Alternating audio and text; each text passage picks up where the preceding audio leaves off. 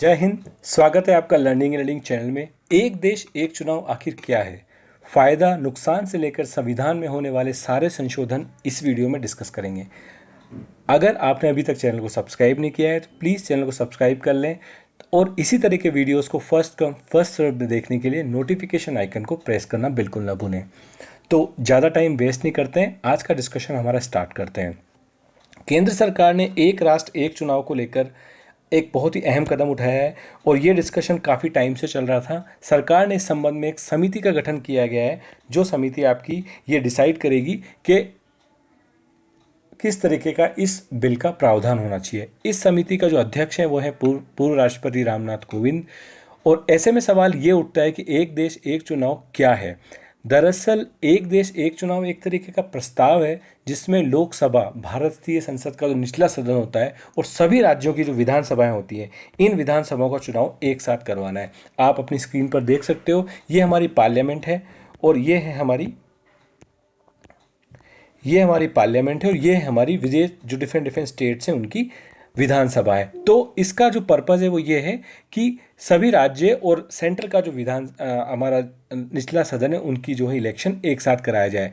इसका मतलब ये कि चुनाव पूरे देश में एक ही चरण में हो जाएगा। अभी क्या होता है, अभी हमारा सेंट्रल का इलेक्शन होता है और जिस स्टेट का इलेक्शन उनके टाइमलाइन के आधार पर होता है। तो लेकिन इसमें प्रस्ताव ये देना है कि सबका इलेक्शन एक साथ होगा। अब बात करते हैं फायदे और नुकसान की। सबसे पहले बात करते हैं फायदे की। एक राष्ट्र एक चुनाव में सबसे समर्थन में सबसे बड़ा तर्क ये दिया जाता है कि इसमें चुनाव में होने वाले खर्चों में थोड़ी कमी आएगी। बात करते हैं 2019 के लोकसभा चुनाव की। तो 2019 का जो लोकसभा चुनाव था उसमें जो खर्चा आया था लगभग आपका 60,000 करोड़ रुपए का खर्चा आया था। ये ईसीआई की रिपोर्ट कहती है कि टोटल खर्चा 60,000 करोड़ रुपए का आया था, जिसमें आपका ईसीआई द्वारा किया गया खर्चा भी था और जो कैंडिडेट्स होते हैं, कैंडिडेट्स अपना भी जो खर्चा देते हैं कैंपेनिंग वगैरह करने के लिए, उन दोनों का खर्चा मिला के था। ठीक है। 1951-52 में भी लोकसभा चुनाव हुए थे, जो एक साथ हुए थे लगभग। उसमें जो आपका खर्चा आया था वो कितना आया था लोकसभा चुनाव में? 11 करोड़ का आया था। डेफिनेटली फिगर को कंपेयर तो नहीं कर सकते क्योंकि खर्चा काफ़ी बढ़ गया है, लेकिन बात करें 2019 में, अगर ये एक रिपोर्ट जो आई थी, रिपोर्ट में ये कहा गया था कि 2019 में अगर लोकसभा और विधानसभा का चुनाव एक साथ कराया जाता तो आपका जो खर्चा था वो 4500 करोड़ से बढ़ता केवल। यानी कि जो करंट खर्चा आपका 60,000 करोड़ था वो बढ़ के कितना हो जाता? 4500 करोड़ उसमें एक्स्ट्रा हो जाता। ये खर्चा जो ज़्यादातर होता वो ईवीएम की खरीद पर होता, क्योंकि आपको एक साथ इलेक्शन करवाने के लिए ईवीएम थोड़े जो हैं ज़्यादा चाहिए होंगे। लेकिन अब 2024 में अगर एक साथ चुनाव कराया जाता है तो अब जो खर्चा होगा वो जो नॉर्मल खर्चा होता है उसमें 1751 करोड़ जो है एक्स्ट्रा लगेंगे, ये इलेक्शन कमीशन का कहना है। और ये उनका ये भी कहना है कि धीरे धीरे ये खर्चा, अतिरिक्त जो भी खर्चा है वो कम होता जाएगा। और इससे एक साथ चुनाव कराने के समर्थकों का तर्क ये भी बनता है कि खर्चा धीरे धीरे धीरे कम होता जाएगा और एक बार अगर आपने इसको, ये जो प्रोसेस नॉर्मलाइज हो जाएगी, उसके बाद खर्चा जो है लगभग आप एक साथ कराओ चुनाव या एक साथ ना कराओ, खर्चा है लगभग जो है वो कांस्टेंट हो जाएगा।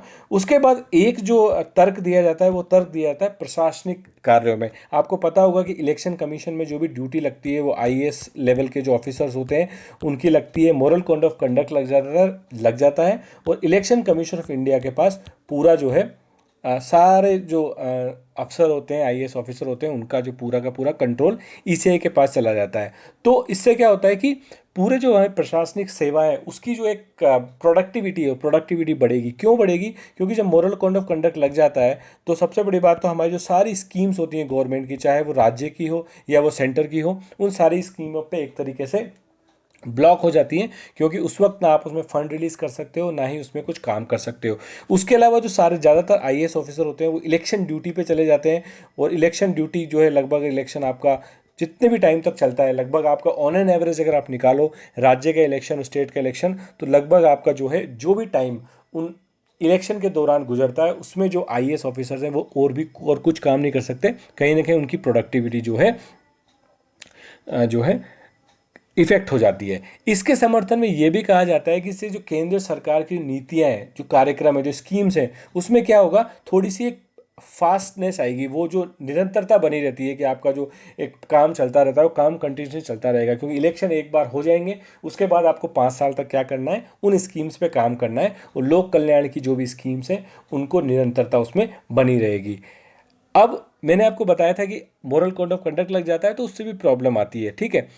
पीएम मोदी ये कह चुके हैं पहले ही, जो उनके एक भाषण में कह चुके हैं कि एक चुनाव एक देश, अगर हम ये वाला लेते हैं तो इससे संसाधनों की बचत होगी, रिसोर्सेज की बचत होगी। वो आपका कुछ नहीं, जो हमारी ऑफिसर्स ऑन ड्यूटी हैं उन सब की जो है प्रोडक्टिविटी बढ़ेगी, और इससे विकास की जो डेवलपमेंट की जो स्पीड होती है उस स्पीड भी कभी भी धीमी नहीं पड़ेगी, उसकी स्पीड में बल्कि तेजी ही आएगी। फायदों के साथ कई चुनौतियां भी हैं। तो क्या है चुनौतियां? एक साथ चुनाव कराने की कई चुनौतियां भी हैं। इसके लिए राज्य की जो विधानसभा है का जो कार्यकाल है उसको लोकसभा के कार्यकाल के साथ हमको जोड़ना पड़ेगा, और उसके लिए हमको जरूरत होगी संविधान के संशोधन की। संविधान में हमको संशोधन करना पड़ेगा, और उसके साथ साथ हमको जो लोक प्रतिनिधित्व का अधिनियम है उसके साथ साथ अन्य संसदीय जो प्रक्रिया है उनको भी संशोधन करने की आवश्यकता होगी। एक साथ चुनाव कराने को लेकर जो हमकी लोकल पार्टीज हैं उनका एक अपना रिजर्वेशन है। उनका कहना है कि अगर हम सेंटर के साथ इलेक्शन करने जाएंगे तो हमारे दो प्रॉब्लम जो है मेजरली रेस की जा रही है। एक प्रॉब्लम है फंड्स की। जो सेंट्रल ओरिएंटेड पार्टीज होती हैं उनका काफ़ी जो है एरिया काफ़ी फैला हुआ होता है, उनके पास फंड्स काफ़ी होते हैं। तो क्षेत्रीय पार्टियां कहती हैं कि हमारा जो है एक कम फैलाव है, छोटी जगह पे हम लोग ऑपरेट करते हैं, तो हमारे लिए फंड जुटाना सेंट्रल लेवल पे एक साथ इलेक्शन अगर हो रहे हैं तो काफ़ी दिक्कत आने वाली बात है। उसके बाद तो एक तो फंड आपका जो इशू रहने वाला है, रिसोर्सेज एक इशू रहने वाला है क्षेत्रीय पार्टी के साथ। और उनका दूसरा कहना है ये है कि जो अगर एक साथ वन नेशन वन इलेक्शन अगर एक साथ हुआ तो राष्ट्रीय मुद्दे होते हैं वो उस पर्टिकुलर इलेक्शन पे हावी रहेंगे, और क्षेत्रीय मुद्दों का उसमें जो है चांसेस कम हो जाएंगे, जो कि उनकी पार्टी को नुकसान पहुंचा सकता है। ये एक उनका रिजर्वेशन है। उसके बाद जो कुछ हमारे लोकल मुद्दे हैं वो एक इशू बन सकता है। 2015 में एक स्टडी हुई थी, 2000 आईडीएफसी एक संस्था है, इंडिपेंडेंट ऑर्गेनाइजेशन, उन्होंने ये भी पाया था उसमें कि अगर एक साथ इलेक्शन होते हैं सेंटर के और स्टेट के तो 77% चांसेस हैं कि वोटर जो है एक ही पार्टी को या एक ही गठबंधन को वोट देगा। ये भी एक कहीं ना कहीं एक चुनौती है कि इससे जो लोकल पार्टीज होती हैं, क्षेत्रीय दल होते हैं, उनकी जो है जो पॉसिबिलिटी है विनिंग की वो कम हो जाती है। और अगर चुनाव 6 महीने के अंतराल में होता है, इसी सर्वे में एक बात ये भी आई थी कि अगर हम फेज वाइज जो हमारे लॉ कमीशन ने भी बोला था वो करते हैं तो 61% ऐसा होगा कि एक ही पार्टी को वोट दिया जाएगा, ठीक है। उसके बाद जो एक इंपॉर्टेंट पॉइंट आता है वो आता है आपका फेडरलिज्म का। फेडरलिज्म में क्या होता है कि अगर आपको पता होगा हमारे संविधान में जो है कॉन्करेंट लिस्ट, यूनियन लिस्ट और स्टेट लिस्ट क्लियरली डिफाइन है, यानी कि स्टेट के जो प्रावधान हैं और सेंटर के जो प्रावधान हैं वो डिफरेंट डिफरेंट हैं। अब अगर इस तरीके से अगर आपका जो है एक ही इलेक्शन एक ही टाइम पे इलेक्शन होगा तो कई स्टेट के जो मुद्दे होंगे वो नहीं उठा पाएंगे, तो देश में जो संघवाद है वो एक साथ चुनाव कराने में चुनौतियों को भी ला सकता है, ठीक है। अब मैंने आपको बताया था संविधान में संशोधन करना ही अपने आप में एक बहुत बड़ी टास्क है। 1999 में जो विधि आयोग था उसकी एक रिपोर्ट आई थी, और अगस्त 2018 में भी देश के एक चुनाव को लेकर लॉ कमीशन की भी एक रिपोर्ट आई थी, और उस लॉ कमीशन की रिपोर्ट में सुझाव दिया गया था कि देश में जो चुनाव है 2 फेज में कराया जाए। जैसे मैंने आपको बताया था 2 फेज में चुनाव होंगे, तो कुछ स्टेट्स जिनका कार्यकाल सेम जनरल इलेक्शन के टाइम पे खत्म हो रहा है उसको आप फर्स्ट फेज में ले लो, और जो विधानसभाएं जिनका कार्यकाल बाद में खत्म हो रहा है उनको आप फेज 2 में ले लो। इस तरीके से लोग जो कमीशन था उसने ये अपनी एक रिपोर्ट दी थी, इस आधार पे आप 2 फेज में इलेक्शन करवा सकते हो। हमारे जो लॉ मिनिस्टर हैं अर्जुन राम मेघवाल जी, उन्होंने संसद में बताया था कि देश भर में अगर एक साथ चुनाव होते हैं तो हमको संविधान में संशोधन करना होगा। नॉर्मली जो है लगभग 4 से 5 धाराएं हैं जो डायरेक्ट आपको इलेक्शन की ओरिएंटेशन पे बात करती हैं, उनमें आपको संशोधन करना होगा। क्विकली देख लेते हैं कौन कौन सी धाराएं। आर्टिकल 83 जो आपकी बात करती है टाइमलाइन की, 5 वर्ष की जो टाइमलाइन की बात करती है वो टाइमलाइन इसमें इफेक्टेड होगी, तो आर्टिकल 83 को संशोधित करना होगा। आर्टिकल 85 की बात करें, आर्टिकल 85 जो बात करती है आपके राष्ट्रपति के अभिभाषण की, जो कि आपका स्टार्टिंग और एंड में लोकसभा के जो स्टार्टिंग सेशन होता है और एंडिंग सेशन होता है उसमें होती है, तो उस भाषण को लेके भी लैंग्वेज को चेंज करना पड़ेगा, क्योंकि अब जो अगर वन नेशन वन इलेक्शन होता है तो वो टाइम पीरियड चेंज हो सकता है। उसके बाद बात करें आर्टिकल 172 की, तो आर्टिकल 172 में जो क्या होता है, अगर राज्य की जो विधानसभा है वो अगर पहले ही विघटित नहीं की जा सकती, तो उसका जो प्रथम अधिवेशन है वो नियत तारीख से 5 वर्ष तक बनी रहेगी, यानी कि उसमें क्लियरली दिया हुआ है कि वो 5 वर्ष तक बनी रहेगी। लेकिन वन नेशन वन इलेक्शन में ऐसा हो सकता है कि कई जो स्टेट की विधानसभा है वो फंक्शनल हो और उनको पहले ही 3 साल में या 3.5 साल में 5 साल के पहले उनको विघटित करना पड़े, तो इसमें भी संशोधन करना पड़ेगा। उसके बाद बात करें हमारे आर्टिकल 174 की। 174 जो है आपका वही 85 वाली बात है, जो हम प्रेसिडेंट के लिए बात करते हैं लोकसभा के लिए, वही आपकी राज्यपाल के लिए बात होगी। उनके अभिभाषण को भी उसी पीरियड में एडजस्ट करना पड़ेगा, तो आर्टिकल 174 में भी आपको संशोधन करना पड़ेगा। उसके बाद बात करें हमारे आर्टिकल 356 जो राष्ट्रपति शासन को लेकर बात करता है। अब अगर राष्ट्रपति शासन लगता है, क्योंकि अगर वन नेशन वन इलेक्शन हुआ तो आपकी एक ही टाइम पे सारी ही स्टेट्स में और सेंटर में गवर्नमेंट बन जाएगी। उसके बाद अगर सेंटर 356 का यूज करके किसी स्टेट को की जो सरकार उसको बर्खास्त करती है, तो फिर उसका इलेक्शन कैसे होगा, उन प्रावधानों को 356 में ऐड करना होगा। ये संशोधन हमको टोटल इसमें करने पड़ेंगे। अब एक बात करते हैं कि क्या ये बहुत नई बात है? ऐसी बात नहीं है, पहले भी ये एक साथ हुए हैं चुनाव। अगर बात करें तो 1967 तक जो चुनाव थे एक साथ होते थे, राज्य इसके आपके राज्य स्टेट्स के और जनरल इलेक्शन एक साथ ही हुआ करते थे।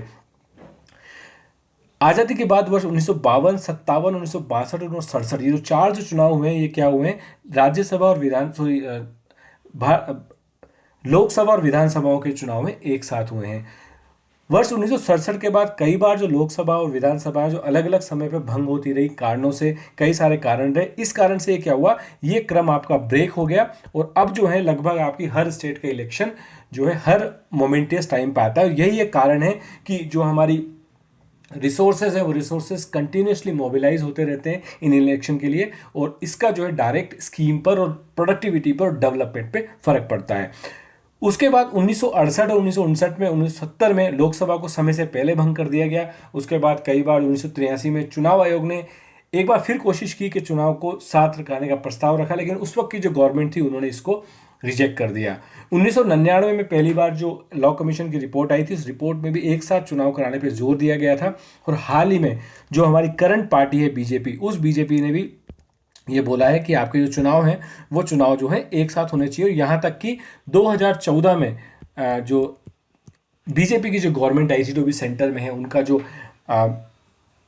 घोषणा पत्र आया था, घोषणा पत्र में ये लिखा गया था कि वो जो है वन नेशन वन इलेक्शन की तरफ जाएंगी और राज्य सरकारों के लिए स्थिरता सुनिश्चित करने के लिए एक साथ एक चुनाव करवाने के पक्ष में हैं, और वो कोशिश करेंगे कि इस डायरेक्शन में कुछ ना कुछ काम हो, और फाइनली उस डायरेक्शन में काम अब हो रहा है। एक इंपॉर्टेंट बात आती है कि इसमें जो इंपॉर्टेंट रोल है वो है आपका चुनाव आयोग का, और चुनाव आयोग कितना तैयार है इन सब चीज़ों को लेके। तो 2022 में जो हमारे तत्कालीन मुख्य चुनाव आयुक्त सुशील चंद्र जी थे, उन्होंने कहा था कि चुनाव आयोग पूरी तरह से तैयार है। उन्होंने ये भी कहा था कि चुनाव आयोग एक साथ चुनाव कराने में सक्षम है। हालांकि उन्होंने कहा था कि इस विचार को लागू करने के लिए पहले संविधान में बदलाव की जरूरत है, तभी इलेक्शन कमीशन के पास वो पावर आएंगी कि वो इस प्रोसेस को आगे बढ़ा सकता है। संसद में तय किया जाना है कि संशोधन होने के बाद ही ये चीज़ आगे बढ़ सकती है। दिसंबर 2022 में जो हमारा लॉ कमीशन था, उसने देश के कई सारे जो इंटेलिजेंट लोग थे, जो हमारे IAS ऑफिसर्स हैं, एक्सपर्ट्स हैं, उनके साथ ये राय शुमारी की थी और इस पर चुनाव को एक साथ कराने के पक्ष में राय मांगी थी, और उस राय के तहत ही उन्होंने अपने जो है रिपोर्ट्स सबमिट की थी। उसके बाद आप बात करते हैं कि वन नेशन वन इलेक्शन की जो कमेटी बनी है, इस कमेटी का क्या मतलब है। कमेटी का मकसद बहुत सीधा साधा है कि वो क्या करेगी कि अब ये कमेटी लॉ कमीशन की जो रिपोर्ट आई है, उस लॉ कमीशन की रिपोर्ट को भी जो है रीड करेगी और अपने संज्ञान में लेगी। उसके साथ साथ ये जो डिफरेंट दल हैं, नेता हैं, इनके साथ आम लोगों से भी सलाह मशवरा किया जाएगा, उनकी राय ली जाएगी। इसके बाद उस राय के आधार पर एक ड्राफ्ट बनाया जाएगा और वो ड्राफ्ट जो है सरकार को दिया जाएगा, ताकि उस ड्राफ्ट का यूज करके सरकार जो है बिल लेके आ सके संसद में। तो ये सारा इस कमेटी का मकसद होगा। अब बात करते हैं कि नोटिफिकेशन क्यों अहम है। देखो, अभी तक क्या था, सारी जो बातें हो रही थी 2014 में घोषणा पत्र, नोटिफिकेशन एक गवर्नमेंट का डॉक्यूमेंट होता है, और एक बार अगर नोटिफिकेशन आ गया और नोटिफिकेशन के आधार पे जो अब कमेटी बनी है, इसका मतलब ये एक ऑफिशियल स्टैंड गवर्नमेंट ने लिया है और इस पे अब ऑफिशियली काम होना शुरू हो गया है। तो इसके बाद जो है राष्ट्रपति रामनाथ कोविंद की अध्यक्ष में जो कमेटी बनी है, इस कमेटी में इस नोटिफिकेशन में अब क्या किया जा रहा है, इसका जो वन इलेक्शन की जो शर्तें हैं उनकी मियाद का जिक्र होगा। मतलब आप इस कमेटी में नोटिफिकेशन के थ्रू आप बताओगे कि आपको लिमिटेड टाइम पीरियड में रिपोर्ट देनी है और उस टाइम पीरियड में रिपोर्ट देके आपको गवर्नमेंट के पास सबमिट करनी है। अब बात करते हैं इसके बाद इस टाइम स्टोरी के बाद कि इसमें मेरी पर्सनल राय क्या है। अगर आप मेरी पर्सनल राय इसमें जानना चाहते हो तो मेरी इसमें पर्सनल राय है कि ये है कि ये बहुत ही अच्छा कदम है जो है ओवरऑल इंडिया की प्रोग्रेस के लिए। अगर हमारी डेमोक्रेसी में देखा जाए तो वन नेशन वन इलेक्शन बहुत ही अच्छा एक स्टेप है। जो हमारे जो पीएम है उन्होंने भी, मोदी जी ने कुछ साल पहले ये इच्छा जाहिर की थी कि सारे जो आपके ग्राम पंचायत से लेके जो आपके विधानसभा के और जो भी चुनाव होते हैं इन सबको एक साथ कराया जाए। 18 से 22 सितंबर अब जो आने वाला सेशन है उसमें भी ये मुद्दा डेफिनेटली कहीं ना कहीं रहेगा। काफ़ी सारे दल हैं, उन्होंने ऑलरेडी जो है अपनी प्रतिक्रिया दी है और प्रतिक्रिया जो विपक्षी दल है उनकी प्रतिक्रिया बहुत अच्छी नहीं है। तो डेफिनेटली इस जो 18 से 22 सितंबर को जो स्पेशल सेशन बुलाया गया है इसका कहीं ना कहीं कारण ये भी है कि इस बिल को भी चर्चा में लाया जाए। अब कमेटी अपनी रिपोर्ट कितनी देती है, कब तक देती है, ये बात देखी जाएगी। लेकिन ये प्रोसेस छोटा मोटा नहीं है। कम से कम 6 से 8 महीने से लेके 1 साल तो आपको ईसीआई को लगेगा इस पूरी प्रोसेस को नॉर्मलाइज करने के लिए और सारे रिसोर्सेज को एक सिंगल पॉइंट पे मोबिलाइज करने के लिए। अब इसमें कमेटी जो होगी, कमेटी कितने दिन में अपनी रिपोर्ट सबमिट करती है, उसके बाद सरकार कितना टाइम लेती है बिल लाने में, संशोधन होने हैं, संशोधन के बाद ये सारी काम किए जाएगी। लेकिन ओवरऑल चुनाव आयोग की इसमें बहुत बड़ी भूमिका रहेगी। देखा जाए तो अभी क्षणिक पल में कुछ भी नहीं होने वाला है, ये धीरे धीरे इसमें समय लगेगा, लेकिन बहुत सराहनीय कदम है और हमारे देश के लिए, डेमोक्रेसी के लिए इस तरह के स्टेप्स फ्यूचर में लॉन्ग टर्म के लिए बहुत अच्छे साबित होंगे। तो ये था इस वीडियो में। अगर यहाँ तक आपने वीडियो देखा है तो डेफिनेटली आपको वीडियो अच्छा लगा होगा। अभी तक सब्सक्राइब नहीं किया है तो प्लीज़ चैनल को सब्सक्राइब करके जाएं। इस तरह के कंटेंट, इस तरह के वीडियोस अब हमारे चैनल पे आपको रेगुलर इंटरवल पे मिलते रहेंगे। जो भी टॉपिक आप कमेंट सेक्शन में मुझे बताओगे और जो भी टॉपिक एक तरीके से अवेलेबल होगा इंटरनेट पे, जो अभी राइट नाउ एक तरीके से डिस्कशन टॉपिक है, उसको मैं सरल भाषा में कोशिश करूंगा कि आप तक पहुंचा सकूं, हिंदी में, और हिंदी में भी सरल लैंग्वेज में। ठीक है, तो इस वीडियो में फिलहाल इतना ही। मिलेंगे नेक्स्ट वीडियो में, तब तक के लिए धन्यवाद, गुड नाइट, शब्बा खैर, जय हिंद।